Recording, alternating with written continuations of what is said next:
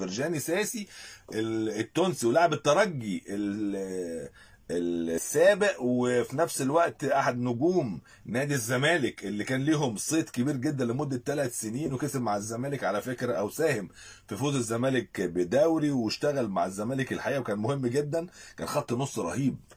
فرجاني اتكلم عن النادي الاهلي، قال لك ليه تعليق لما سالوه بما ان هو كان لاعب سابق في الترجي وراجل من نجوم المنتخب التونسي، فتسأل عن وجهة نظره في مواجهة الترجي للأهلي. فالراجل قال لك مواجهة صعبة جدا. أنا لما أصحابي بيتكلموا معايا عن الأهلي بقول لهم بص، الأهلي عايز تخلص عليه عندك دوري المجموعات، اللي عايز يخلص عليه يروح له دوري المجموعات، يعني يخش في الزحمة كده يقوم خبطه في الزيطة. عارف انت لما تكون انت عايز تمسك واحد تجي في وسط مثلا هو في وسط 500 واحد والدنيا زحمه وبتاع، تقوم خبطه خبطه وجاري.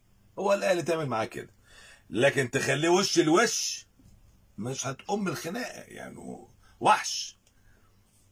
فقال لك انا اذا عدى دوري المجموعات النادي الاهلي وكانك بتشوف فريق تاني بيتحول، وبيبقى عنده قدرات قوية جدا لدرجة ان بيبقى سهل عليه انه يوصل للفاينل البطولة الافريقية. قلب النص كده بيسهل جدا عليه انه يوصل للمباراة النهائية، بل في الاغلب بيحصد في الاخر الالقاب او اللقب.